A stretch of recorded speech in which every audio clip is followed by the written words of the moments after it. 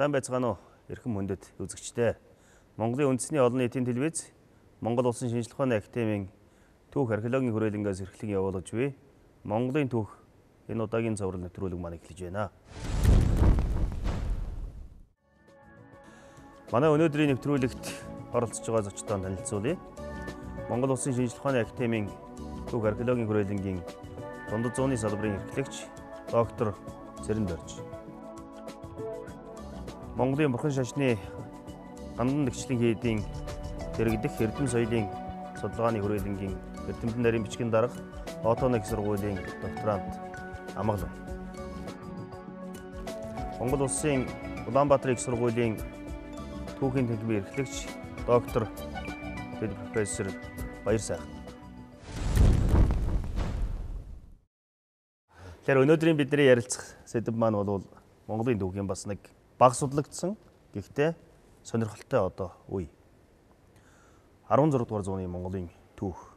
Тэгэхээр Монголын эзэнт гүрний дараагийн ертөнцийг ялангуяа Манжчин улсад орохын өмнөх ертөнцийг үзхийн судлахад бол 16 15 дугаар зууны түүх бол ихээхэн эдрээтэй ийм үе.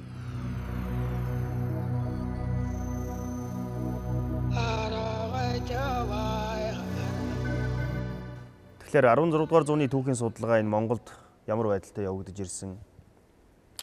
Энэ түүхийн судалгааны их сурвалжууд ямар байгаа тухай та бүхнээс эхлээд тодруулъя гэж бодож байна. Ингээд доктор Цэрэн Доржоос 16 дугаар зууны Монголын түүхийн судалгаа ер нь Монголын эрдэмтдийн болон гадаадын эрдэмтдийн судалгаанд хэрхэн тусгагдж ирсэн бэ? За энэ 16 дугаар зууны түүх бол дараагийн шилжилтийн шинжтэй үеийн өмнөх гэдгээр нэлээд чухал тооцогдож ирсэн. За ер нь манай түүхчид бас нэлээд эртнээс судалж ирсэн юм хэсэг байгаа. За манай Ахмад түүхчид тийм ээ Дэндувгай, за тэгээ Буянчуулгангай энэ бүгд судалгааны эхлэлтийг анх тавьсан улсууд байдаг. За түүний дараа манай академич Нацаг Доржгой, Гонгоргой гэдэг маш олон эрдэмтэд бол энэ үеийг амруулан судалсан байдаг. За гэхдээ яг эзэнт гүрнээс хойш энэ үеийг тэгээ Манжин иргэшилд орох хүртэлх энэ үеийг бол нийлүүлэл дээр үед бол Бутгалын үе гэж нэрлээл нэг үе болгоод ингээд нийтлэн ингээд багцлаад бараг 200-300 жилийн түүхийг ингээд багцлаад авч үзэж ирсэн байдаг. Харин нь бол сүүлийн үед бол энийг бас дотроо бас нэлээд хэдэн үе шаттай байна гэдгийг бол нэлээд анзаар ингээд судлах болсон. За ялангуяа сүүлийн үед энэ шинээр энэ архивын болон сурвалжийн энэ материалууд бас судалгааны эргэлтэд орсноор бас энэ үеийг бас нэг арай өөр байдлаар авч үзэх нь боломж нэгдэж байна л да.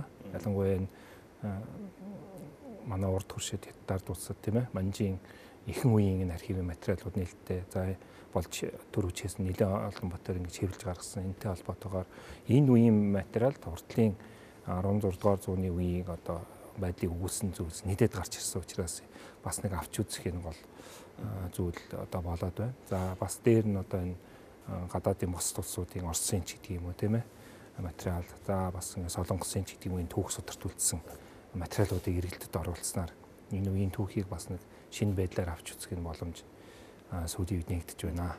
Тэгэхээр 16 дугаар зууны Монголын түүх бол мэдээж сая доктор Цэрэн Доржийн хэлдгээр бол сурвалж их багтай. Нэлээд тачир тийм ээ. Тэгэхээр энэ үеийн хятад сурвалж, бусад хэлний сурвалжаас гадна бас Монголын түүхчдийн хожмын бичсэн ч гэсэн тэр үеийн түүхийг бичсэн юм уу? Тэр тухайн үед яасан бичсэн бүтээлүүд бас нэлээд байгаа. Энэ түүхчлэгийн тухай доктор Баяр Сайхан бас тодруулж өгөх. За тухайн үед бол яг 16 дугаар зууны үед амьдарч байсан хутагтаа сэтсэн зогсон зүрхэн хунтайж, гүйш зорж, саж дондоо гээд томоохон түүхчдийн нэр болуулан бас үлдэж хоцорсон байгаа. Тэдгээр түүхчд бол бас тодорхой хэмжээгээр өөрсдийнхөө Монгол улсынхаа түүхийг өөрсдөө бичээд уламжлуулж үлдээсэн байх гэсэн юм таамаглалыг бол зөвшөөрдөг. За энэ ч мөн бол тэр 17 дугаар зууны үеийн томоохон түүхийн зохиолуудаар илэрч гардаг. Тухайлх юм бол 2 янзын алтан товч, шар тууж, эрдэнийн товч, асар шнатын түүхэд энэ түүхийн зохиолуудын бол гол агуулга нь 15-аас 17 дугаар зууны үеийн түүхийг бичсэн байдлаар бол илэрч байгаа.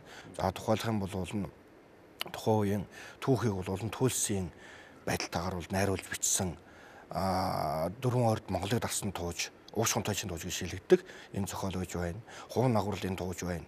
Энэ хоёр зохиол бол тухайн үеийн яг улс төрийн байдлын бол илэрхийлэл болж дөрвөн ойрд Монгол довтлсон, зүүн Монгол дөрвөн ойрд довтлсон. Энэ түүхэн үйл явцыг бол харуулсан, туульсын чанартайгаар бол найруулж үзсэн ийм зохиолууд байж байгаа. За дээрэс нь мөн цахар гаралтай уран тангараг 50К гэдэг хүний бол бичиж үлдээсэн гэж үзээд байгаа. За хожим бол хэд хэдэн удаа хуулж бичснээр бол бидний үед уламжлагдсан Чакраварти Алтан хааны төрлийг хуулах Эрдэнэ тонол хэмээх судраар шүү гэдэг энэ зохиол бол бас уламжлагдж ирсэн. За энэ зохиол бол хэдийгээр Төмдийн Алтан хааны намтар түүхэн зориулагдсан мэт боловч за тухайн үеийнхаа Монгол орны байдал, түүхт байдал, харилцаа, соёл гэх зэрэг өргөн царвыг хаагуулсан юм шүлгэлсэн хэлбэрээр бичсэн юм зохиол бол бас уламжлагдж ирсэн. Энэ бол Алтан хааны тууж. Ерөнхийдөө бол төхөмжлөлт нэрлэдэг. Тэгэхээр 16 дугаар зууны Монголын түүхийг судлахад гол Хятад, Солонгос бусад хэлний сурвалжууд. За мөн одоо Монгол сурвалжууд. Тэрнээс гадна тухайн үед Монголд одоо орж ирсэн хүчтэй дэлгэрсэн Бурхан шашин. Бурхан шашны одоо Монгол оронд Бурхан шашин дэлгэрсэн олон одоо бүтээл зохиолууд дотор бол энэ үед одоо Бурхан шашин хэрхэн дэлгэрсэн тухай, Бурхан шашны одоо тухайн үеийн нөхцөл байдлын тухай бас төвд хэлний сурвалжууд нэлээд байна уу? Ер нь бас энэ бас аясаад хамааруулж үзэхээр сурвалжууд байж болохоор байна. Тэгэхээр нэр дэртэнтэн одоо Заваа Дамдунган алтан дэвтэр тийм ээ Дарамдалаа гүшийн одоо Бурхан шашин дэлгэрсэн төөх, Гүн гомбжийн одоо Бурхан шашны төөх гэдэг эдгээр зүйлүүд ашигласан номуудыг одоо харах юм бол Эртний Монгол болоод төвд хэлний сурвалжуудыг нэлээд ашиглаж үзсэн байна. Одоо Аюуш гүшийн одоо орчуулсан Алтан гэрэл судрын орчуулгын төгсгөлийн шүлгийн үг. Тэгээд Эртний 13 дахь зууны Шарвсангийн орчуулсан орчуулгыг дахиад шинтгэж орчуулсан 1500-аад оны дунд үед орчуулсан орчуулгын төгсгөлийн үгнүүд дээр байгаа олон шин мэдээнүүдийг бол Бурхан шашны түүхийн их зохиогтой бол оруулж өгсөн. Тэгэхээр энэ үе бол ерөөсөө 15 дахь зуунаас 16 дахь зууны үед бол Монголд байсан Бурхан шашны түүхэн томьёог нэлээд харуулж өгсөн үйл явдал бас л.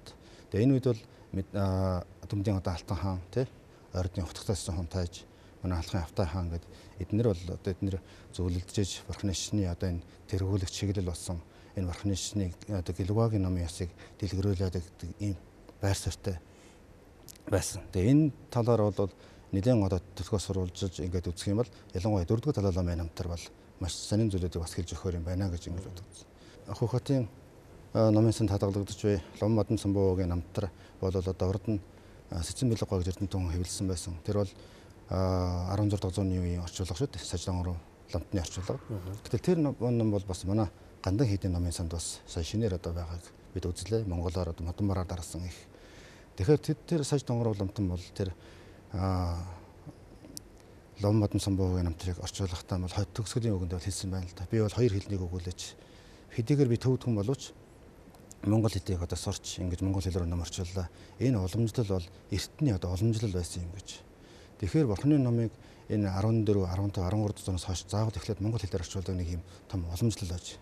Төвдөөс Бурханы шашин авсан гэдэг боловч эргээд төвдөр 17, 16 зуунд төвдөр бичдэг байхаас өмнөх үед бол энэ гадны эрдэмтэд ч монгол хэл судалж агаад Бурханы шашны номыг монгол хэлээр орчуулдаг ийм сонир уламжлал байсан байна. За тэгэхээр 16 дугаар зууны түүхийг судлахад төвд Монгол бусад хэлний хэлний сурвалжуудыг ашиглах судалгаанд одоо оруулах ийм боломж бол мэдээж их өргөн болж байгаа юм байна гэж харагдаж байгаа.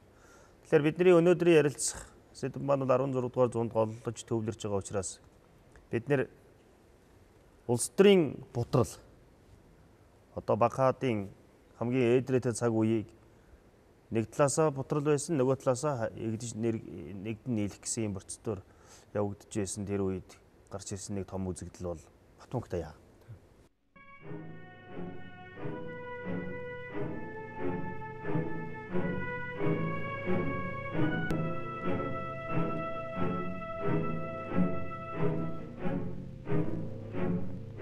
Миний хүн улс улдын нэмийг юунд төхөнө? Амар төвшин байхыг хүссэн надад ямар муу. Асгарч хоцрогцсон. Архаж хэвдэх ясыг дэд дэнгэр чимэд тэдний бурууг эзэн богд. Тэгэхээр Батмунх даян хааныг ярихын өмнө тухайн үеийн монголчуудын нийгэм Улс төрийн зохион байгуулалтын тухай Цэрэндэрж доктор тодруулсан. Ямар одоо систем тоогдож ийсэн, ямар одоо нийгмийн бүтэц зохион байгуулалттай байсан талаар бас нэг хүмүүс үзэгчтэй маань сонирхож байгаа. За энэ эзэнт гүрэнээс хойш бол одоо Монголын эрх баригчид Монгол нутагтаа буцаж ирсэн. За тэр үед одоо монголчууд үндсэндээ нэг хэдэн томоохон хэсгээс бүрдэж байсан гэж ингэж үздэг. За хамгийн түрүүнд бол Монгол, зүүн Монгол гэж одоо бид нэр түүхийн судалгаанд нэрлэдэг. За Монгол бол одоо 6 түмэн гэдэг ийм 6 түмэн Монгол. Тийм 6 түмэн Монгол гэдэг ийм 40 түмэн Монгол байснаас Тогоон төмөр хаан 6 түмнийг одоо авч гарч Монгол нутагтаа ирсэн гэсэн ийм одоо домогтой. 6 хэсгээс бүрдэж байсан. Тэгээ энэ дотроо баруун зүүн гар хуваагдаад баруун 3 түмэн, зүүн 3 түмэн гэж байсан.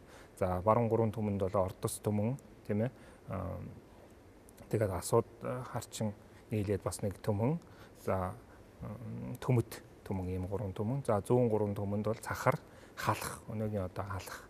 За тэгээ Урайхай гэсэн ийм 3 түмнээс бүрдэж байсан. Тэгээд их хаана одоо бас томилсон Жонон гэдэг хүн бол энэ баруун 3 түмнийг ер нь ерөнхийдөө захирддаг байсан. Тэгээд одоо хааны томилсон. Хаан томилсон. Дээр хөвгтэй Алтан ургийн хуу. Тэгээ Алтан ургийн голцоо одоо дараагийн хаан ширээнд суух хүн юм уу эсвэл хааны дүү ийм хүмүүсийг одоо захируулсан байсан нь одоо бас нэг дараагийнхаа энэ юу бэлдэжсэнтэй бас холбоотой юм шиг байгаа. Тэгээд үүнээс гадна бол одоо ойрд буюу баруун монголчууд байсан. Баруун монголчууд бол энэ үед бас 4 түмэн гэж нэрлэгддэг. За 3 дахь том хэсэг бол Урайхан 3 харуул гэж. Хуучин бол одоо Юан улсын үед их эзэнт гүрний үед бол эзэн Чингис хааны дүү нарын удмынхны тийм ээ захирч байсан. Одоо Отчхон, одоо Хачуун энэ улсуудын бэлгүүтэй захирч байсан энэ зүйл Мэн улсад ерөнхийдөө дагаж ороод Мэн улсын одоо хилийн харуулын үүрэг гүйцэтгэх болсон байдаг. Тэгэхээр энэ Урайхан 3 харуул гэж монголчууд бас. За үүнээс гадна одоо зүүн Монголд бол хорчин гэх мэт тийм ээ 6 түмэнд багтдаггүй бас их одоо хасрын хугацааны эдийн засгийн том ийм аймагуд байсан. Үндсэндээ нэг ийм зарим судлаачид хорчин 7 дахь түмэн гэж. 7 дахь түмэнч гэж одоо хорчин түмэнч гэж нэрлсэн байдаг. Иймэрхүү байдалтай байсан. За Батмөх Даян хааны хувьд бол 15 дугаар зууны сүүлээс одоо сүүлд хаан ширээнд суусан боловч түүний үйл ажиллагаа тийм ээ 16 дугаар зууны их үед холбогдсон. За Батмөх Даян хааны одоо хийсэн гол одоо зүйл юу вэ гэхээр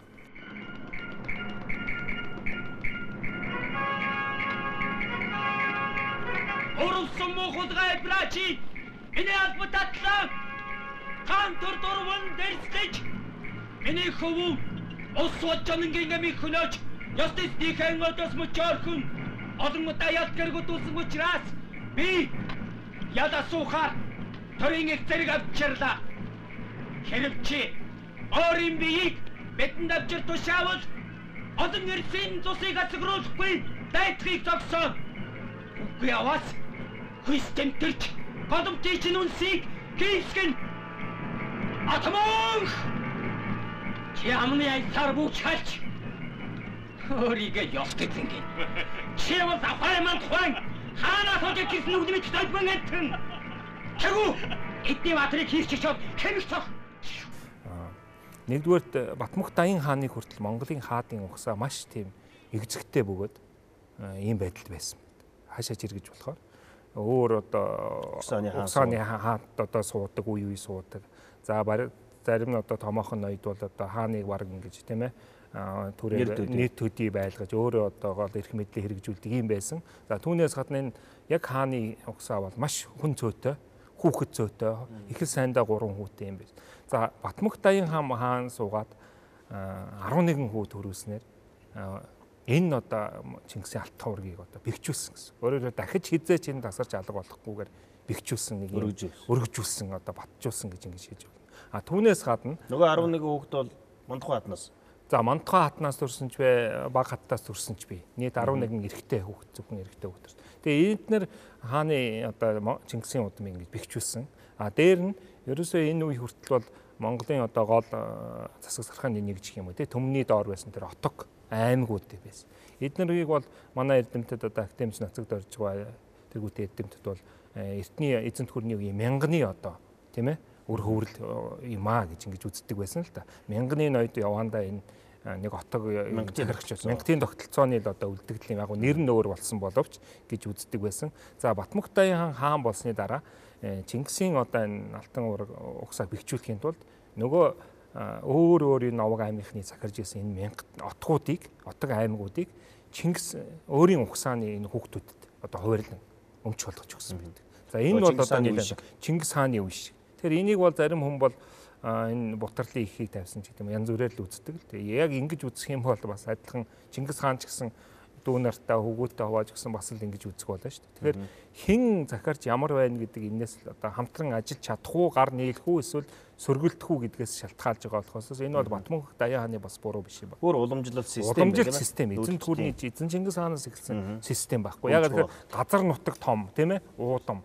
Эний чинь одоо ганц хүн одоо төвөөс захирахад хэцүү шүү дээ. Тийм болохоор хамгийн ихтгэлтэй нүүр хөөхөд ах トゥ нартаа ингэж хувааж өгч захируулдаг энэ системийн эзэмшил болгож өгч тэднэрээр дамжуулан ингэж захирдаг энэ тогтолцоог бол Батмунх Даян хаан дахиж одоо сэргээсэн нь одоо энэ Чингисийн угсааны хаанчлалыг бол улам бэхжүүлсэн ийм том шинжлэлийн нэг талаас нь юм байна уу? Одоо нөгөө олон язгууртнууд үндсэндээ зөрчилдөж байгаа шүү дээ. Улс төрийн ботрол. Гэтэл тэр язгууртнуудад бол тодорхой эзэмшлүүдийг олгоод тэгээд төв захирагдах. Тийм болохоор нөгөө харьцангуй олон тэмцлүүд бас жаахан саарга төвлөрч эхлэх ийм юм тийм ээ. Яг хоёр талтай л байна чинь. Нэгэнт өөрийн ихтгэлтэй энэ дотн улсуудаа хувааж өгсөн учраас нэг талаар тэд нар бол амгалан суух боломжтой яг найдвартай гарт өгсөн. Нөгөө талаар нөгөө хувааж авсан тэр ах トゥ үр хөвгт ч гэсэн нэгэнт л одоо эзэн Чингис хааны угсаан гэдгээрээ бас хэрвээ ингээд амбицлаад явбал бас тэднэрт нэг эрх мэдэл одоо бас олгогдох юм бас байгаа байхгүй. Даян хаан гэж нэрлэсэн тийм ээ. Даян хаан гэдгийг бол сүүлийн үед яаж манайхан Дайван гэдэг үгнээс тийм ээ. Дайван буюу Монголын эзэнт гүрний үеийн хэлдэг Ихван гэдэг тэр хятад чуудад зориулсан нэр гэж үздэг байгаа сүүлийн үед. Ерөөсөө Монгол гүрэн тийм ээ. Монголчууд бол их Монгол улс гэж нэрлэдэг. Энийний одоо сэргээх зорилготой Дайван гэдэг үгийг сэргээлээд Даян гэж одоо өөрөөр хэлбэл тэр сайхан эдэрхэг хүчрхэг болсон үеийг одоо дахиж сэргээх зорилготой энэ нэрийг өгсөн байдаг. Тийм утгатай тийм ээ. Тэгээд Даян хаан гэж. Тэгэхээр сая доктор Цэрэн дээр ярьлаа. Ерөнхийдөө зүүн Монголын байдал бол ийм. Гэтэл баруун Монгол буюу одоо Ойрд Монголын холбоо гэж. Дөрвөн ойрдын холбоо гэж. Энэ тухай бас доктор Баяр сайхан. За тэгээд хаагур нутгалж байна. За тэгэхээр энэ ойрдын холбоо гэж хэлээд байгаа л да. Ойрдын холбооны үеч гэж бичсэн байдаг. Тэгэхээр чуулганы үеч гэж бас үзээд байгаа. Тэгэхээр ерөнхийдөө бол яг энэ ойрд гэдэг нөхдүүд маань бол ерөнхийдөө зүүн Монголоос тасарч салан тус гарсан байдлаар бол бөөгнөрсөн нөхдүүд юм шиг харагдаад байгаа юм. Тэр Дуваа сухрын үеэс ч юм уу, хожим бүр тэр 1437 онд Тогоон тайш ойрдын холбоог байгуулахад тэр хошууд, торгууд, баядгаад аймагуд цугларсан ч юм уу. Энэ утгаар нь бол тэр Цорс Өөлд аймгийн Цорс овгийн Тогоон тайшийн бий болгосон тэр холбооны засаг гэдэг бол өөр бусдын довтлогооноос өөрсдөө хамгаалах гэхдээ хин нэгний захиргаанд орохгүй. Ийм чуулганы маягийн чуулганыг ахлаач буюу хан нь бол тэр ойрдын холбоог удирдах, ойрдын холбоонд аймаг болгон төлөөлөл оролцдог. Дотоод асуудлаа бол өөр өөрсдөө аймаг дотор шийдэх боловч гадаад асуудал буюу хамгийн гол нөгөө өөр бусдын довтлогоог бол нэгдсэн байдлаар эсрэг энэ байдлыг нь шийдсэн юм ойрдын холбооны байдлаар ингэж оршиж байсан баг.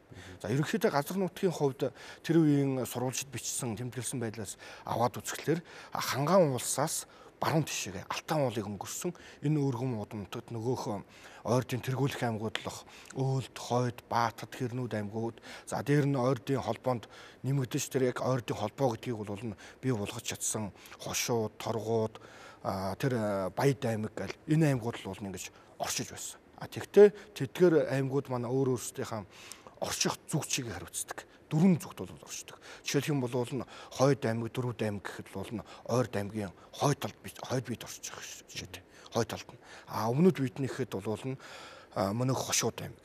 За баруун талд нь гэхэд торгууд аймаг. Зүүн талд нь гэхэд Өөлд аймаг. Ингэж хариуцж оршоод өөр өөрсдийнхээ тэр оршиж байсан зүгчээгээ бол хамгаалах нэг талаас нөгөө талаас бол тэр нь дөрвийн холбоо гэдгийг бол илэрхийлэх. Ийм байдлаар бол ойрдын холбоо оршдог. За тэгээд ойрдын холбооны эрх барих дээд байгууллага нь бол чуулган дарга буюу хан бол ахалдаг. Тэр 1437 он чуулганы анхны хан бол тогоон таш байсан. За түүнээс уламжлаад тэр 1541 онд бол тэр тогоон ташийн удмын онгоц тэр зүүн монголчуудын буюу Төмдийн Алтан хаан, Ордсын утгатаасан хүн тааш нарын тогтолгоонд өртөг хүртэл бол ахалж байгаад за тэр 1541 оноос хойш бол Хошууд аймгийн тэр Бүүгөө Эмэрзэ, Ханаа ноён хонгор, Байбагас Баатар нар бол ингэж үе улиран бол чуулганыг бол ахлах болсон байж байгаа. За ийм шинжтэйгээр бол ерөнхийдөө ойртын холбоо бол уршин тогтноод тусдаа нэг бие даасан мэт харагдавч ерөнхийдөө бол их хааны бол захиралгыг хүлээн гэхдээ дотроо бол тодорхой хэмжээгээр нэг бие даасан байдалтай гарна. Ийм ойртын холбоог бол ойртын бүрэлдэхүүнд байгаа энэ аймагуд бол Чорсууд толгой. Өөлдөө Чорс угахын байна. Гэхдээ Хошууд бол эрхийг нь хасрын угсааны. Нөгөө өөлдүүд маань хүчин жоохон буураад ирэнгуут нь тэр Хошууд аймгийнхан бол эрхийг нь бол аваад чуулганараа болоод эхэлж байгаа. Сая энэ чуулганы хан гэж ярьлаа л да. Тэгэхээр энд ойрдуудын дотор бол ер нь энэ түрүү миний хэлсэн 3 үндсэн хэсэг гэж тийм ээ. Баруун зүүн Монгол одоо өрийн хай. Энэ бол яг хоо тухайн үедээ сүүлд манжийн үед бичигдсэн Мэн улсын судар гэдэг зохиолдол бичсэн энэ англиар л да. Тэгээ ингээ 3 хэсэг болоо салцсан гэж ойлгож болохгүй. Мэнгийн сурвалжид тийм Мэнгийн сурвалжид тэр Мэнгийн сурвалжийг бол Чин улсын үед бичсэн байдаг тийм ээ. Яг хоо ерөнхийд нэг ингэж иймэрхүү байдлаар одоо ямар нэг юм чинь тоомлох ингэж багцаалж ил ингэж авч үздэг ш. Тэрнээс энэ 3 хэсэг бол салаад явцсан гэж ерөөсөө ойлгож болохгүй. Бүгд Монголын их хааны одоо захиргаанд байсан бас энийг бол анхаарах хэрэгтэй. Тийм. Ер нь тэгээд яг үе юу ингэж нэг салан тусгаар бие таахыг оролцсон. Гэхдээ тэр үед нь бол энэ хан бас ингээ эргүүлээд тийм ээ захиргаанд оруулдаг юм байна. Дээр нь хан гэдэг юуны хувьд бол ерөөсөө манайхан бичсэн тэр Чингисийн ухааны зарчим гэж байгаа тийм ээ. Эзэн Чингис хааны удмын хүн л өөрийгөө хаан гэж нэрлэх хэрэгтэй. Тийм болохоор дөрвөн ойрдын энэ бүрдүүлэх тэр холбоог бүрдүүлэгч аймагуд бол үе үед өөр байсан. Тэр дотроос Чингис хааны дүү хасрын ухсааныхны одоо тэргүүлсэн Хошууд аймаг л анхандаа хаан гэдэг цолыг хэрэгжилж ирсэн байдаг. Гүүш хааны дээдс. Тийм ээ? Гүүш хааны дээдс кинон дээр гардаг. Бус нь бол хан гэдэг энэ цолыг хэрэглэх одоо боломжгүй ийм байсныг бас дурдах зүйтэй байна. Тэр Батмөх Даяа хаан бол одоо хаан ширээн заларсны дараа хөл өсөр гар газар тавиулсан ийм хаан. Тэгэхээр Батмөнхийн одоо үед бол хамгийн за ойрд ч юм уу Уран хагруу харуул ч юм уу бус монголчуудын захиргаас илүү нэг том өрсөлдөгч бол Мэн ус.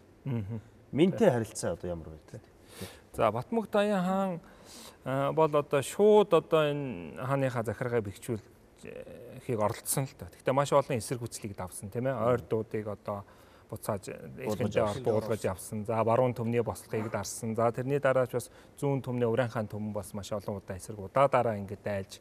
Ягаад тэгэхээр тэрнээс өмнө Чингисийн ухааны ноёд үндсэндээ хүн цөөхтэй байсан учраас тэр одоо нөгөө мянганы одоо улбаа болсон тэр отгуудын томоохон аймагуудын эзэд бол нэлээ хүчрхэг болчихсон. Баргийн хүний үгийг сонсгой байдсан байсан. Батмөх Даяа хаан гарч ирээд нэгтгэж одоо авсан юм байна. Хаантам бахаа байж. Мэн улсын тэр гэрж явна. Юу? Тэр.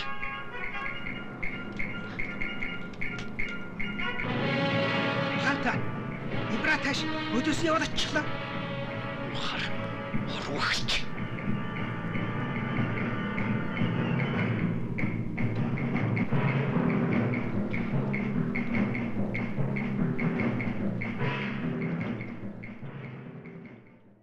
Ер нь Мэн улстай энэ харилцааг юу гэж ойлгох вэ гэхээр нэг хит үе шат байгаа байхгүй. За манай Монголын эрх баригчид Хятад нутгаас одоо ингээд их нутагтаа ирсэн. Энэ үед бол Мэн эхний үед бол харилцан тэмцэлтэй дэмжсэн. Дараа нь нэг хэсэг Мэн жоохон давмгаалах маягтай. Цэргийн хүчээр төрж Монголд маш олон удаа тийм ээ довтлоо орж ирж юм. Тэрнээс хойш ялангуяа Тогоон тааш энэ Тайзун хааны эсэн энэний хойш бол ерөнхийдөө монголчууд давмгаалах маягтай. Хятадууд хориглон хамгаалт хийдэг. Харин монголчууд төрөмгийлдэг ийм байдал байсан. Батмөх Даяа хааны үед ч бас яг энэ байдал ерөнхийдөө үргэлжилсэн. Энэний цаад шалтгаан юу гэхээр монголчуудыг нэгтгэх энэ процессыг тийм ээ аль болох саад хийх.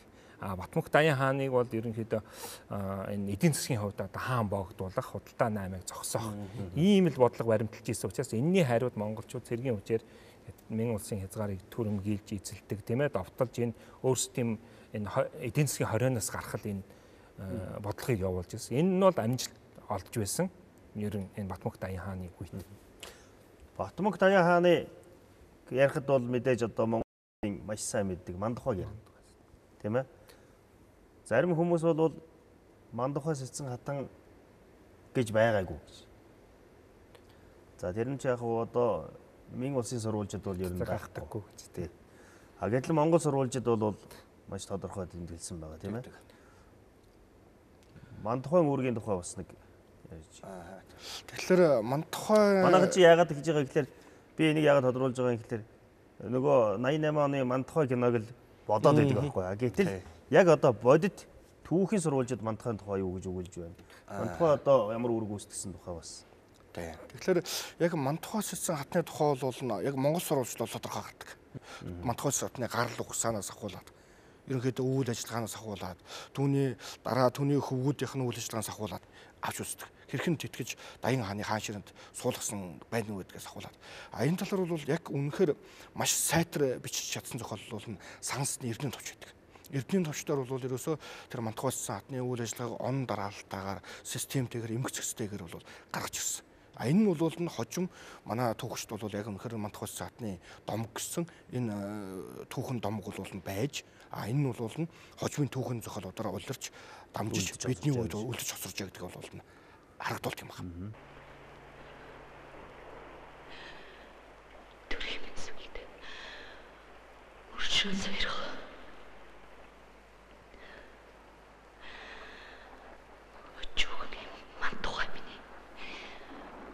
Үчүүг тогтон хайрал. Харлаг мөрөний цусан үл ялгах газар гэрэлдэг лээ би. Хасрын өр авах хийж гуйлаа намайг. Хасрын өрд очих юм бол харин ч муу нэр үлдэж хамаг эвдрэлийн үүд нэгдэн. Эцэг хааны үр балчир эцгийн жолоонд гарахар идүүгээ цагт эрээг төрхөмсөх имийн жаргалаас олны тусыг хичээлээ. Тургын улсаа огорч тулгар төрийн архи хаваас төгсөлд миний эзгүй хоцорч тусгаар нэрийг алдхаас юм ээ. Хаан эзний халихын сүдэрт ханы ам салахуйд хүрвээс хамаг Монголын заяа гомдож харийн хөл дэвдрэх босуу. Өргөн мөдий чинь өртөөлөн бой. Өндөр босгой чинь сэргийлэн суй. Үлзэд галын чинь өмгөөлөн тахи. Өргөн улсын чинь хамгаалан сахи. Хөрлөгийн сүлтаны өмнө өргсөн тангаргааны яцхуйд хүрвээс өндөр тэнгэрийн нэгүүлсэлгүй цаазаар өчүүхэн намайг гисгэн сэрлүүл. Тэгэхээр за энэ 16 дугаар зууны ихэнх хагасд бол энэ Батмунх Даян хааны бодлогыг бий юу гэж үздгийг гэхээр Юан улс орж ирсэнээс хойш хоёр шалтгаан. Нэг нь бол үндсэндээ алтан ураг бараг амьд тасарч байгаа ийм үе. Энийг бол ахиж одоо маш хүчтэй тасрахгүй болгосон. Магадгүй 1937 оны хэлбэгдүүлэлт болтол тулан угсааг одоо ингэж тавьж гисэн. Хоёрт нь бол үндсэндээ энэ бутрлын гол үед нэг монголчуудын нэгдсэн төрийг нэгтгэж авахгүй байсан бол ер нь бас хожимын одоо энэ олон монголчууд бас тэр улс хэвээр үлдэх байсан уу юу гэдэг нэг эдрэхтэй тийм ээ. Магадгүй тэр үед үнэхээр бутраад алга болцсон бол чин улс манжинаар бол тийм ч их зовхгүй байсан байж магадгүй. Тий. Тэгэхээр энэ үед ийм хоёр зүйлийг бол Батмунх Даян хаан үнэхээр босгож ирж тэр асар хүчтэй төрж байсан Мянган улсыг зогсоож нэг хэсэг бол баг Даян хааныг харагдах хэмжээнд хүртэл болгож ирсэн. За энэ үеийн дараа Монголын нийгэмд орж ирсэн нэг том асуудал бол бурхан шашин. Тийм ээ. Одоо яалтч байхгүй. Зарим судлаачид бол бурхан шашны энэ үеийн дэлгэрэлтийг бол хоёр дахь дунд үеийн дэлгэрэлт гэж үзэж байгаа. Зарим нь бол одоо энэ бол ер нь жинхэнэ одоо сонгодог маягаар дэлгэрсэн дэлгэрэлтийн үе гэж тийм ээ. Хамгийн одоо тий. Тэгэхээр энэ бурхан шашны одоо дэлгэрэлт жохом яагаад одоо бурхан шашныг монголчууд хүлээж авах болов? Монголчуудад одоо энэ бурхан шашин ямар одоо байдалтай нэвтэрч орж эхлэв гэдэг. Энэ тухай бас амгалан Тэгэхээр Орхон шишин дэлгэрсэн энэ төгөн сурвалжуудыг үзэж яхад бол ерөөсөө монголчуудын Монголын та түрүүн ярьж байгаа тэр нөгөө Алтан хаан орцын утгаас хон тааж тэргүүтээ. Тэгэхээр эдгээр хаад ноёдууд маань бол нийлж хагаад ерөөсөө Монголын эзэн төрний төрийг байгуулъя гэдгийг зорьсон шүү дээ. Тэгэхээр Йонсын эзэн төрний төрийг байгуулах тэр бол нэг талдаа бол арга талаасаа бол төрийн их цааз, гадна тал нөгөө дотор талдаа бол номын цааз хоёроо энэ хоёрыг авч явах хэрэгтэй гэж. Тэгэхээр төрийн цааз бэхжүүлэхийн тулд мэдээж одоо ноёдууд хоорондоо эв дүнжинтэй болж ингэж ирсэн. Гадна талдаа тэр номын цааз гэдгээр бол одоо яаж тэр хүмүүс дотор талдаа яаж номын цааз гэдгээр барих вэ гэдгийг бол ерөөсөө тэр их Монгол улсын үеийн, Юан улсын үеийн тэр төрийн шишин болж байсан Орхон шишин эргээс эргээ гэдэг л ийм одоо бодлого барьж ирсэн юм уу гэж ингэж харагддаг. Тийм ч юутай бас холбоотой юу? Төр шашин хоёрыг барих хос ёстой. Тийм ээ?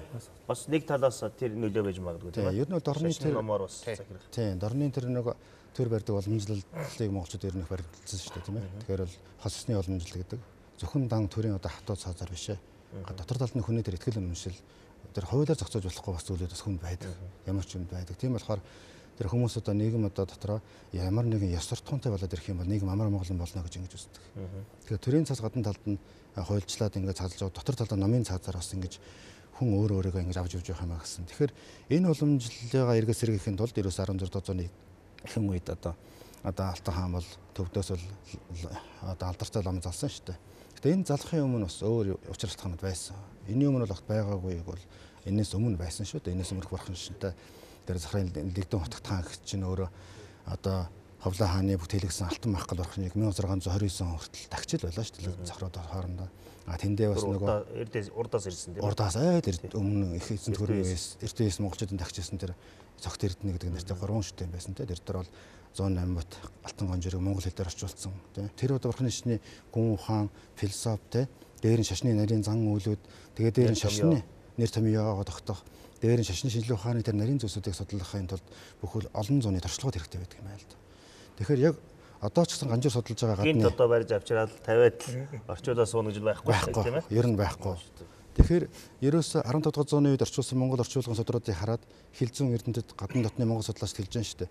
Энэ бол 13 дугаар зууны үед орчуулж байсан орчуулгуудын хавьг нэр томьёог ерөөсө хувираагүй хэрэгжилж байна гэж. Тэгэхээр 15 дугаар зууны үеийн одоо ганжуурын судрын тэр орчуулга дээр нь 15 дугаар зууны сүүлийн үед орчуулсан тэр алтан гэрэл банзрагчтай дээр нь тэр монгол хэлний зүүн Окторгой маань тэргүүтээ хил зүүн бичиг зохиох хэдэр хийсэн аюушгүйч тэргүүтний одоо данзан тавг тэргүүтээ улсуудын номзын харах юм бол эртний 14 16 дугаар зууны үеийн тэр Орхон шишний орчуулгын тэр сурвалжаал бариад байсан гэж байна. Тэгэхээр энэ зүйл бол огт шин зүйл байгаагүй.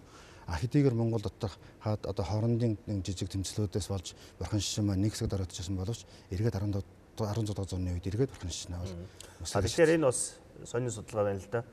Ер нь бас бид нэр одоо сүүлийн үед гэж бодож байна тийм ээ. Яагаад гэвэл энэ 16 дугаар зуунд гинт одоо харийн шашин орж ирээд монголчууд хүлээж аваад гинт орчуулга хийгээд гинт бурхан шашин бүтээгээд байсан биш. Бүр одоо бараг нарийн яриул эзэн төрний үеэс.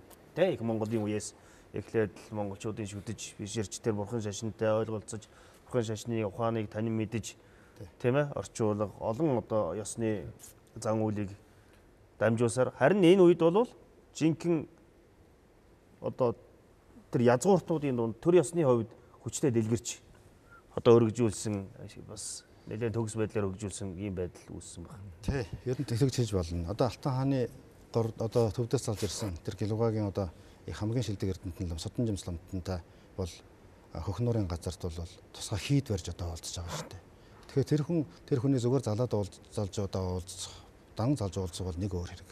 Гэтэл тэр хүний тусч уулзахын тулд Орхон шишинд хуучин уламжлалын дагуу одоо хуучин дээрүүд бол бас л ланжууд тэр нөгөө төвдөөс саж банд гонгой жинцэг залхад чинь бас л одоо гуй хаан дээр ашаа годон бол тусаа бас хийд барьж л өгцөн. Яг тэр уламжлалаар бол Алтан хаан бас л тэнд тэгчин шонхорлон гэдэг хийдийг цавчаал нэртэй газартууд байгуулж уулзсан шүү дээ. Тэгэхээр энэний дараагаас бол хөхтөд бол хөхтийн их 100 тэг их 100 хийдэг 1578 онд байгуулж ингээд яг энэ дээрээс үндэслээд хөхтийн тэр далан хаар ууланд бас л одоо олон сүм хийдүүдийг байгуулсан. Байрны нутагт болохоор зэрэг тэр барин бас нэг хийдвэ одоо алдартай бас нэг хатан дээр нэг хөвтэй бурхантай дээр нь ашаад бас нэг аршин агуу гэж бас тэр үеийн бас эртний хийд байна. Энэ үед бас ингээд Монголын үед хэдийгээр ингээд томоохон ламтангуу залаад ингэж байгаа боловч урдын нөгөө нэг төвдийн бас бурхны шишний тэр Гармавагийн урсгал, Сажавагийн урсгалын хийдүүд Монгол дуртагт байгаад байсан. Тэр шинээр бол шинэ гарч ирж байгаа тэр урсгалынхаас нь дэмжиж авсан болохоос урд нь бол монголчуудын тэр боломжтой Саж Гармавагийн хийд байгаад байсан. Шинэ гарч ирсэн нь бол зонхоо. Бог зонхын шишнийг авч байгаа. Тэгэхээр бог зонхын шишнийг авах бас олон нэг бас үндэс байсан. Ямар шалтгаан? Тэр бол ингэж үзэж байна ерөн судлаачид. Ер нь бурхны шишин тэр Сажава Гармавад гэсэн бурхны шишин яг энтгэгт байсан бурхны шишний анх ихээсээ жоохон хазааж номд өөрчлөгдөж юм уу да гэсэн ийм одоо төвдөд дотор нэгдүгээр хоёрдугаар тэр ер нь бол ёс зүйгийнх номоос голлсон дээр нь тарины ёсоо голлсон ийм одоо шин шишин авъя гэж ингэж үзсэн. Ер нь Саж Гармава бол тэр сахил сумаар сахих юм уу ямар нэгэн ёс цаац одоо сахих тэр хэлбэр нь доройтоод дан одоо хатан цугаа уулын цугаад бяцлалаа хийгээд эрдэм болоод тэрүүгээр одоо томоохон ламнар болоод ингэж байсан шүү дээ. Тэгэхээр төвдөд дотроо бол бас бурхны шинтгэл хийгдээд тэгээд энэ нь бол одоо хамгийн зөв урсгал нь байна гэж бас авсан. Монголчууд авсан байна. Тэгэхээр энэ монголчуудын тухайн үед за төр ёсны одоо хүчтэй дахин нэг нэгдэл төвлөрөл ийм болж байна. Нөгөө талд энд бас ярихгүй байж болохгүй нэг юм бол нөгөө бидний өмнө ярьдаг байсан бүрэлдэхүүний улсууд маань юу болсон? Тий. За би сая ярьсан дээр бас нэмээд нэг жоохон тодруулах гэж. 16 дугаар зууны сүүлээр бол энэ Монгол бурхны шашин дахиж ингэж хүчтэй дэлгэрэх энэ бол сая бас хэллээ шүү дээ. Энэ бол ерөөсөө уламжлалт тасарсан юм шээ. Энэ улбаа эзэнт гүрний улбаа ингэж явсаар хагаад энэ үед дахиж ингэж сэргэж гарч ирж байгаа. Нэг өөр урсгалаар. Өөр урсгалаар. Тэгэхдээ бүр анханасаа бол яг ингэж тэр урсгалын яасан гэсэн юм бас байхгүй энэ тийм ээ. Монголын их стэд саад ноёд бол жишээл Төмөн засагт хаан бол улааны урсгалын ламыг залж исэн байх жишээ. За иймэрхүү бодлого. Тэгэхээр энд дэлгэрсэн ямар одоо юу байна гэхээр шалтгаан хэд хэдэн үндсэн суур шалтгаан байна гэж ингэж үзэж болно л. За нэгдүгээрт бол тухайн үед байсан тэр манай уламжлалт бөө мөргөл гэдэг тухайн үеийн одоо нийгмийн хэрэгцээ шаардлагыг хангах бас болж ирсэнтэй холбоотой. Нөгөө монголчуудын уламжлалт маань. Тэгэхээр заавал нэг тийм шинэ хүчтэй шашин одоо тэр үед үзэл сурталчилгаа хэрэгтэй байж байгаа. За хоёрдугаарт бол монголчууд энэ Батмөх Даян хаанаас хойш Шингисийн алтан уурыг хүчирхэгжээд ингэсний дараа бол бас энэ улс төрөө хүчирхэгжүүлэхийн бодлого явж исэн нэг талаас.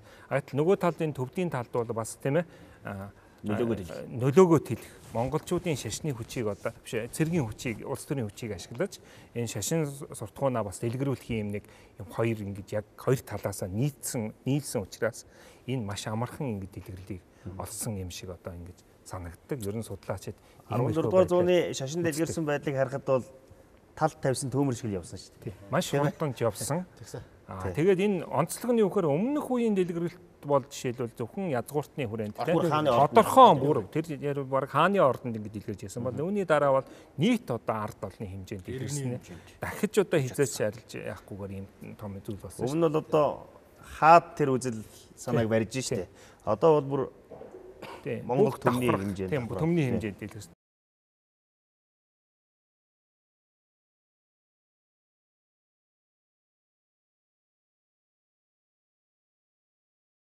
Дээр нь энэ үед одоо бас дэлгэрүүлсэн одоо төмдийн алтан хан бол ямар хүчтэй гэхээр бас өөрийн эрх хүч сүр хүчийг нөлөөгөө дээшлүүлэхийг оролдож исэн шүү дээ. Энийний тулд бас шашныг ашиглах.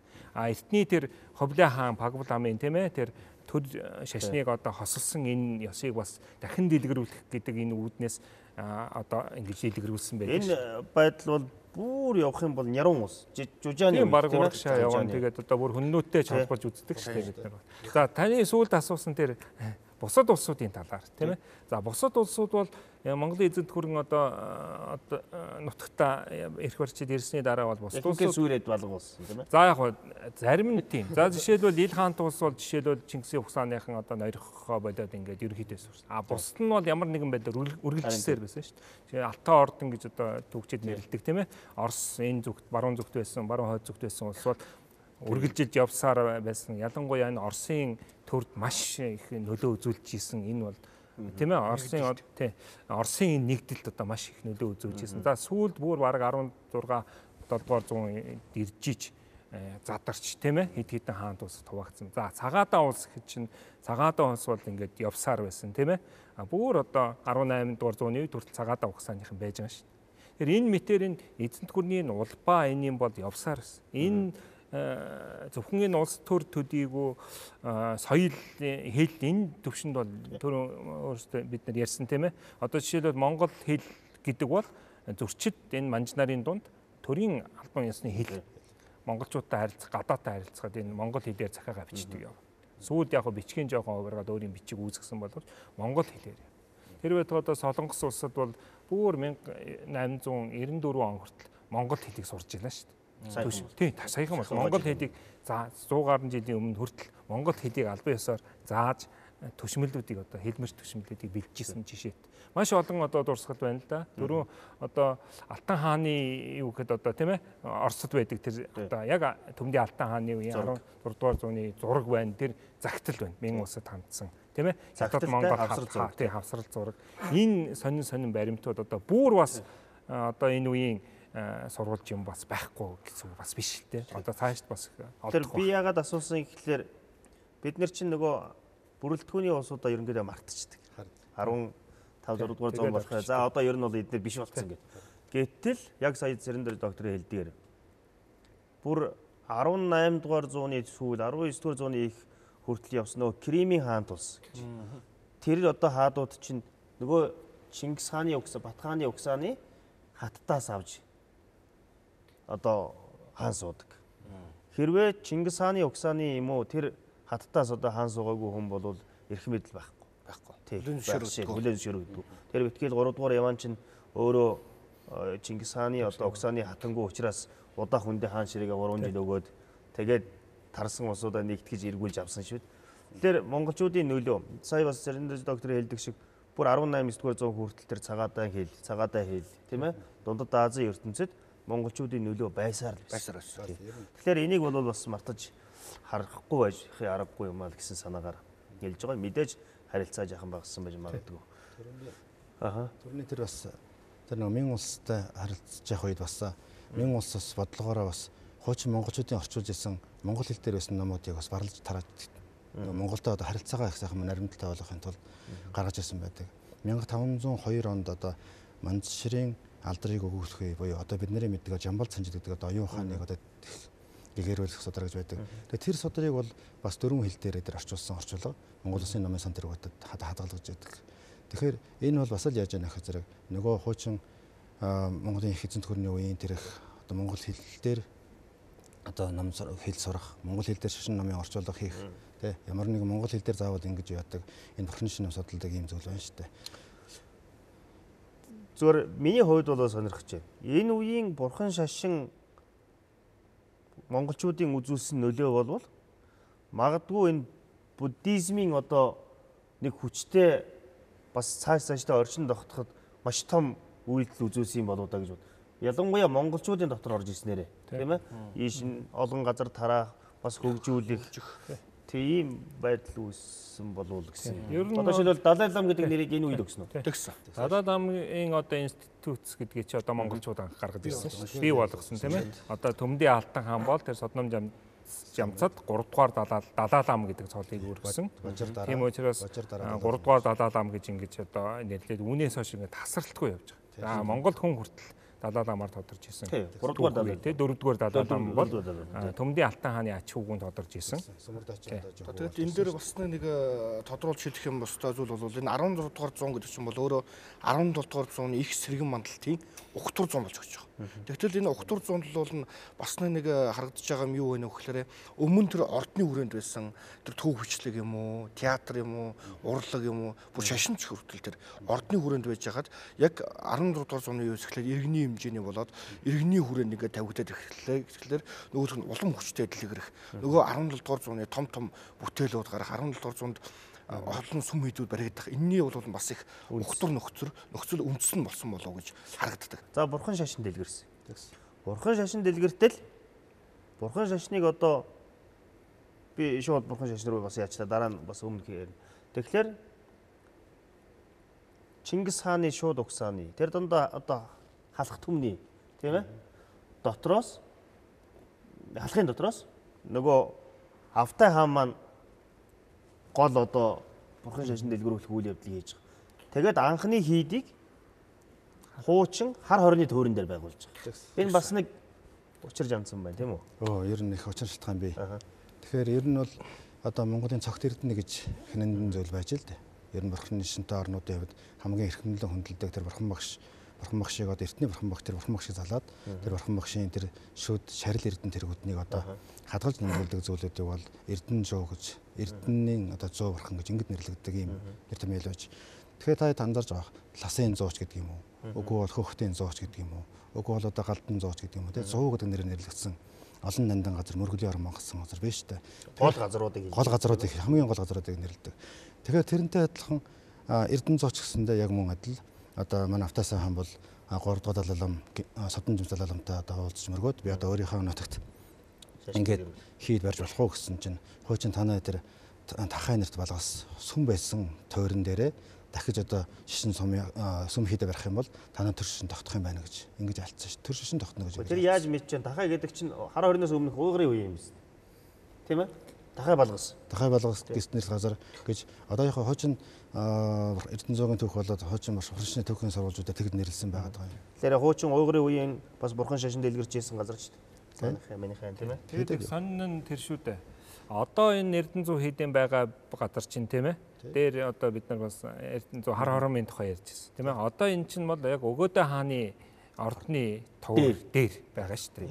Одоо энэ хуучин бол дэрэгдэнэ гэж ярьдаг. Тийм дэрэгдэнэ гэж ярьсан. Сүүлийн үеийн судалгаа тийм ээ. Сүүлийн үеийн манай одоо археологчдын судалгаагаар бол яг нөгөө алдарт хар хорны дээр Түмэн амгалантай ордны дээр одоо энэ эрдэнэ зүү хийдэ барилга байгаа. Тэр бол санамсаргүй биш шүү дээ. Тэр санамсаргүй хөх зүйл биш. Одоо 300-гийн үүдний чулуу одоо олон юм дотор чинь нөгөө хуучин бичээстэй хөшөө чулуу бүгдийг ашигласан шүү дээ. Одоо тэр өнтершөлтөн гомдржийн хөшөө тэр хоёр шарил байгаа шүү дээ. Тэрний наадлын эвэс хийсэн тэр шатнууд дандаа нөгөө гэрэл хөшөөний хагархнууд байсан шүү дээ. Тэгэхээр эн чинь нөгөө бидний ярьж байсан харьцангуй мартагдж байсан Монголын голомт тулсан газрыг дахиад сэргээчих. Бурхан шашны үүднээс хараа тийм ээ. Тэр байхгүй. Тэгээд тэр эрдэнэ зуу хийдийг 1585-86 оны хооронд байгуулсан гэж ингэж үздэг. Тэгээд энэ үед бол Өөзөн дархан гэдэг ноён монгол хүн одоо удирдах тэр ажлыг хийж байгуулсан. Гэхдээ бол урдаас бол Гомон Нансуу Самлаа намсуу гэж хоёр одоо хүн төвшмөл хүмүүс ирж оролцож ингэж эрдэнэ зуу хийдийг байгуулсан. Эрдэнэ зуу хийдийг байгуулцаад анхныхын цоржоор бол одоо Ширээт цоржлам гэдэг монгол хүн бол суусан. Тэгээ энэс хойш бол одоо эрдэнэ зуу хийдийн одоо тэргүүн Ширээт лам нарыг болж эрдэнэ зуугийн Ширээт ламын хувилгаад гэж ингэж тодруулсан. Тэгээ үеийн үед Автай хааны ордог байгуулж тийм ээ. Автай хааны өөрийнх нь өргөөг байгуулж. Тэгээ энэ Автай хааныг өргөөг барьдаг уламжлал эргээд сүм хийд одоо нүгдэлж явах ч гэсэн алдаагүй. Яг л богдын одоо хүрээний дэргэд одоо богдын баруун өргөө гэдэг чинь их хүрээний баруун өргөөч Автай хааны өргөөний бол Монголын галгаламд яваад байсан шүү дээ. Тэгэхээр энэ 16 дугаар зуун бидний одоо хамгийн бүрхэг харанхуйч гэх юм уу одоо тийм гэж байсан үе маань харин эргээд харвал Ренессанс сэргэн мандалтын үе их тийм ээ. Европт хөдөлж байсан манайд бас л хөдөлж байгаа. Тийм л юм харагдаж байгаа.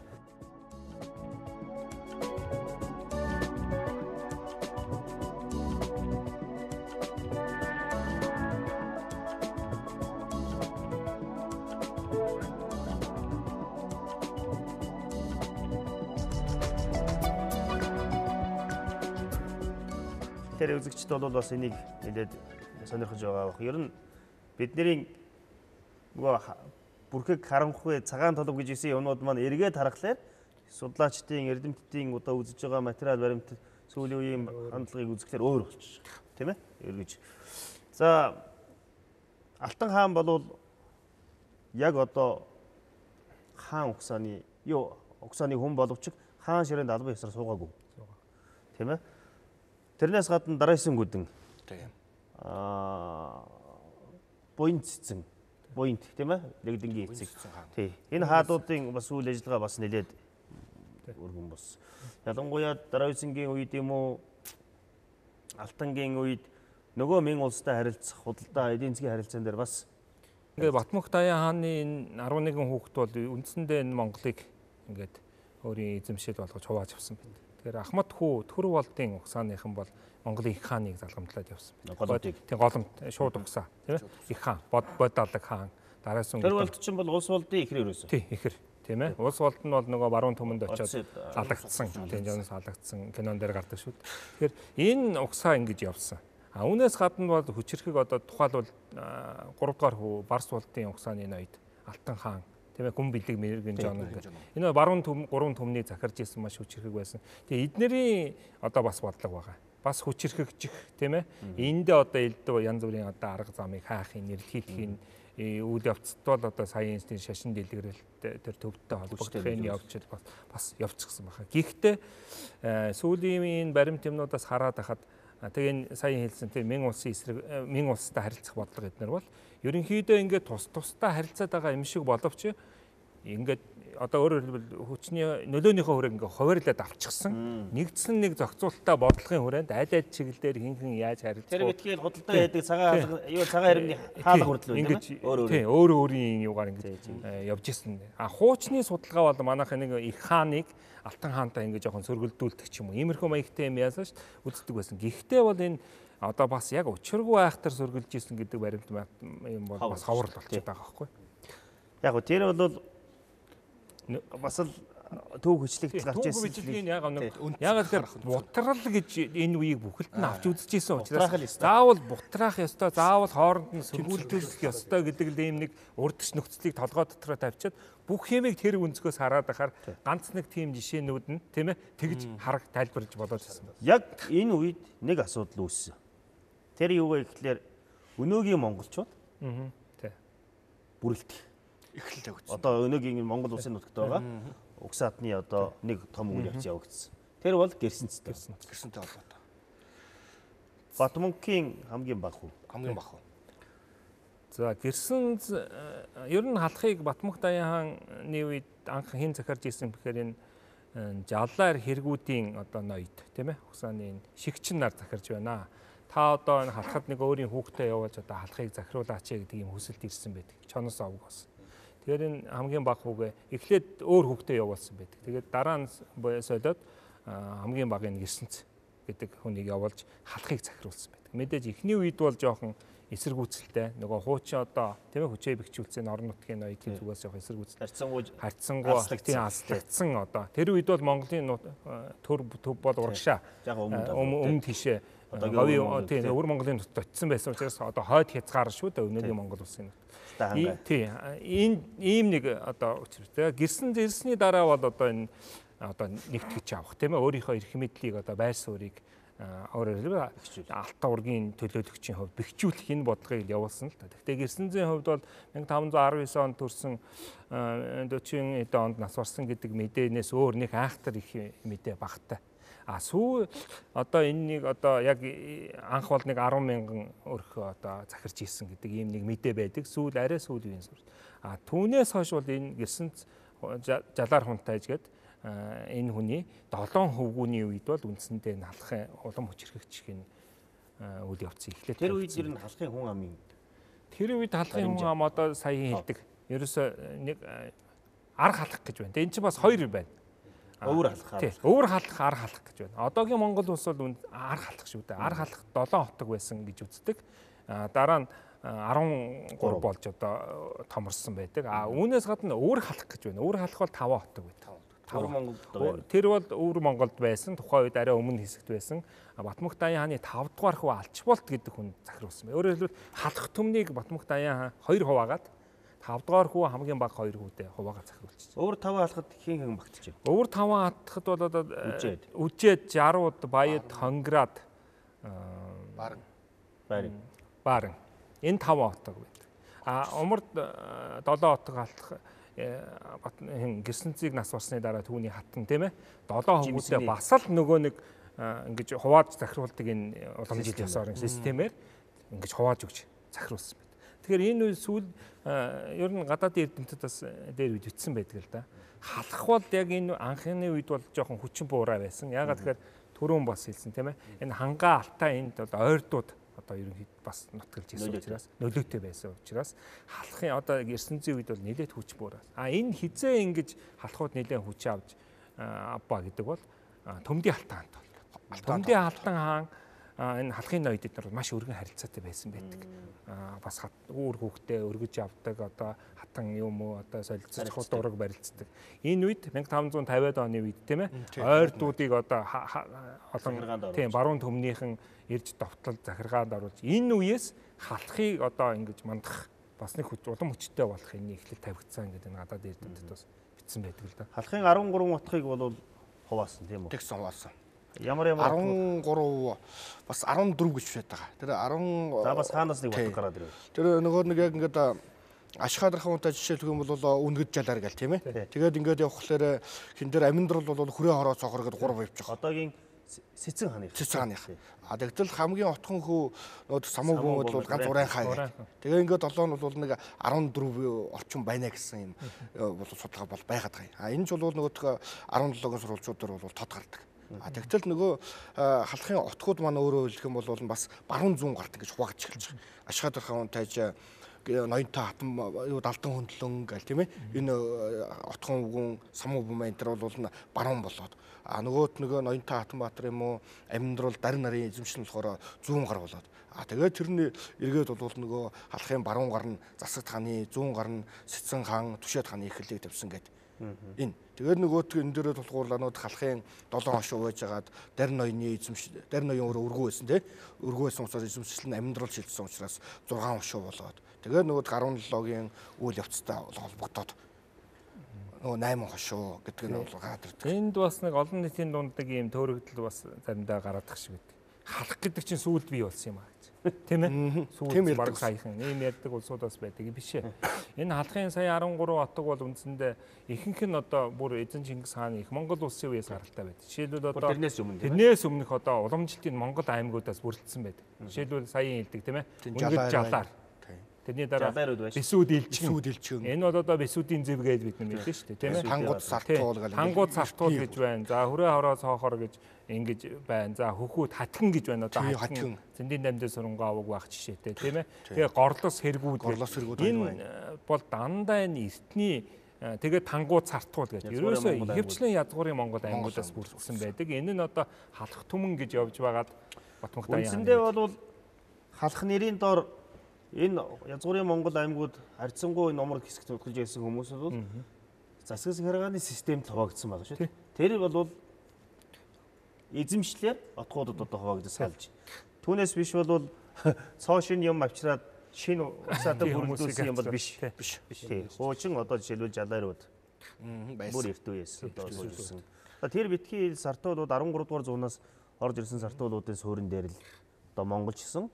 Тэд нар бол элжигэн тий. Хуучин Монгол аймагуд байсан. Тэгэхээр энд бас хүмүүс үзэгчд бол бас зөв ойлголт авах хэрэгтэй. Тэгэхээр бидний яриа бас төхөж байна. Ер нь 16 дугаар зуун бол улс төрийн хувьд, шашин соёлын хувьд, мөн одоо худалдаа гадаад бодлогын хувьд бол бас дахиж нэг харах ийм үе байна гэж харж болохоор байгаа. Ер нь энэ үеийн одоо онцлогтой шашин соёлын одоо өв, шашин соёлын одоо төв хүчлэгийн дурсгалуудын тухай бас хэлж өгөө тийм. Тэгэхээр ялангуяа тэр төвдийн гармаа урсгалын одоо ирж ирсэн лам нарын гармаавын түүх гэдэг номууд тэгээ Сажавагийн түүх гэсэн номуудыг харах юм бол бид 17 зуунаас хойш бол эднэртэй харилцаагүй болсон учраас эднэртэй тэр төв төл дээр байгаа сурвалжуудыг бид авч үзэхгүй орхисон юм байна.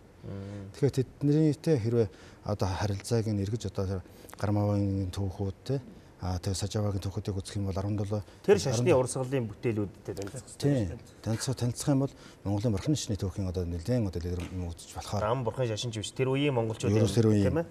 Тэгээ бас давхар сони юмуд нь болохоор зэрэг дам бурхны шашны юм уу гэхээр зэрэг бас бурхны шашны уран зохиолын одоо номууд бас хэвлэгдэн орчуулагдж байсан ийм одоо сонин зүйлүүд бас байна л та. Жишээ нь Үлгэрийн далай гэдэг ном.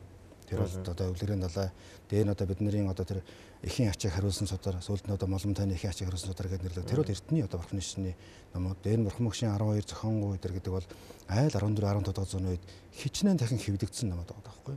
Тэгэхээр 17 16 дахь зууны үед гарч байгаа номууд бол өмнөх үеийн хэвлэгдсэн тэр номуудыг дахиж шинэ барлаж хэвлээд шинээр модон бараар хэвлэж ирсэн энэ барын хэвлэлүүд байгаа юм. Гэтэл уг суур орчуулгуудыг харах юм бол нөгөө нээж тойны нээж тойн одоо бол өөр 16 зууны одоо ихэнх үеийн хүн шүү дээ.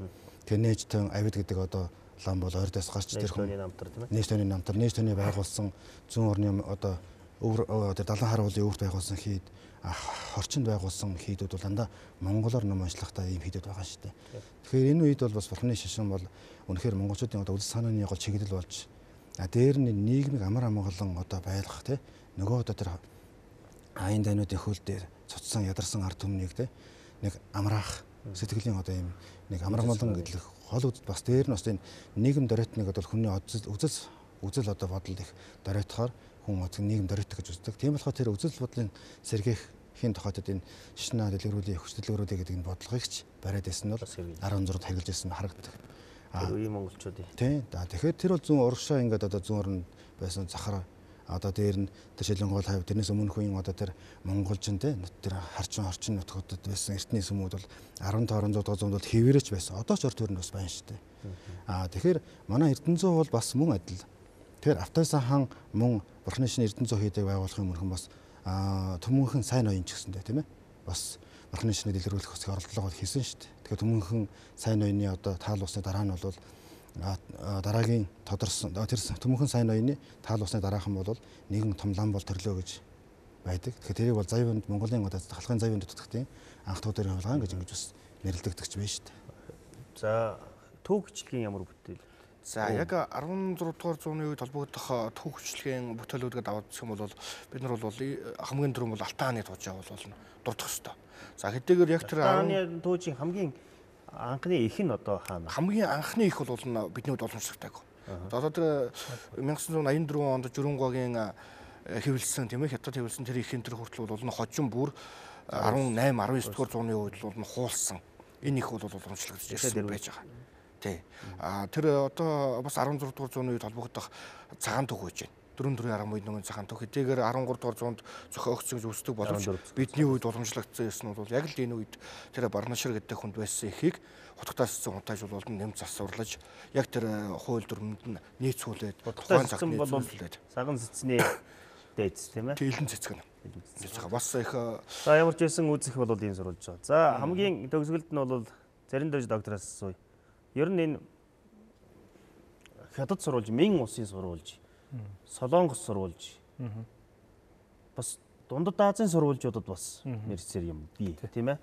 Энэ сурвалжуудын материалууд эд өлгийн зүйлсүүд бас байдаг л байна. За яг 17 дугаар 6 дугаар зууны ингээ сая бид нэгтгэхэд ингээд өгөх юм бол ер нь бас харьцангуй монголчуудын сэргэлтийн үе байжээ. Оюун санааны хувьд эдийн засгийн хувьд ихэд одоо Мин улстай одоо тийм хэвийн харилцаа тогтоож тийм ээ ингэсэн байдаг. За бас хөхнуур шар угуур гэх мэт газруудыг эзэлж авсан байдаг. Газар нутгаа бас тэлсэн байдаг. Ингэж бас үзсэн. Тэгэхээр бас нэг харьцангуй сэргэлтийн үе байсан шүү. Энэ үе бол ингэж дүгнэх хэвээр хааны явахсаа батчих бигцсэн. За сурвалжийн хувьд гэх юм бол ер нь энэ үед нөгөө түрүүн хэлсэн сурвалж нэгэнт материал харьцангуй бага учраас бид нэр гадны сурвалжид бас нэлээд түшигт судалгаа хийдэг. Ялангуяа Мин улсын энэ хятадын сурвалжууд бол нэлээд их материалыг агуулж идэг. Энэ нь бол дотроо бас хоёр төрлийн албаны ховийн шинжтэй сурвалжууд гэж байдаг. Тэгэхээр энд бас яг тэгээ заримдаа энэ бол Монголын сурвалжийн мэдээтэй таарахгүй янз бүр юм байна. Тухайлбал мантгаас заатан гардггүй байх жишээтэй. Гэтэл энэ бол байхгүй тэр хүн байгааг өсөв биш шүү дээ. Заавал гарах ч бас алавгүй юм бүгд. Тэгэхээр энэ одоо бидний олон хэлний сурвалж, Монгол сурвалжууд, төвд шашин соёлтой холбоотой зүйлсүүд энэ бүгд маань нийлээд бол 16 дугаар зууны дүр зургийг бол харуулах бүрэн одоо суурь байж болж байгаа. Бүрэн боломжтой. За энэ цагаатаа хэлээр үлдсэн бас сурвалжууд байна. За арай өмнөх үе юм да 15 дугаар зууны үед яасан энэ Монголын одоо улс төрийн байдлыг бичсэн хаадын ухсааг бичсэн энэ нарийн сурвалжууд бас энэ баруун талд байдаг. За Солонгос сурвалжийн нэг онцлог юу гэхээр Монголыг байнга ингэж ажиглаж исэн байдаг. Яг Мин улстай хийсэн тэмцлийн тэд нэр бол монголчууд дахиж хүчирхэгжин мандаж гарч ирнэ. Бэлтгэлтэй байх хэрэгтэй гэдэг энэ бэлтгэл хийж ирсэн учраас маш сонин мэдээнүүд бас байдаг. Нэг том байхгүй ч гэсэн их сонирхолтой мэдээнүүд бид нэр энэ үеийн судалгаанд авч ашиглах юм судалгаанд бол нэг үг тодруулах тийм боломж байна. Тий. За хэрхэн мөндөд үзэгчтэй Монголын үндэсний олон нийтийн телевиз Монгол Улсын шинжлэх ухааны академийн түүх археологийн хүрээлэнгээс эрхлэн явуулж буй Монголын түүх цовруул нэвтрүүлгийн маань энэ удаагийн дугаар 16 дугаар зууны Монголын ертөнц байлаа. Ингээд маш сонирхолтой судалгааны үр дүнгууд мэдээ тэр үеийн түүхийн тухай түүхчдийн одоо судлаачдын байр суурь ямар байгаа тухай танилцуулсан та бүгдэд баярлалаа. Ингээд энэ удаагийн дугаар маань үгээр өндөрлөж байна.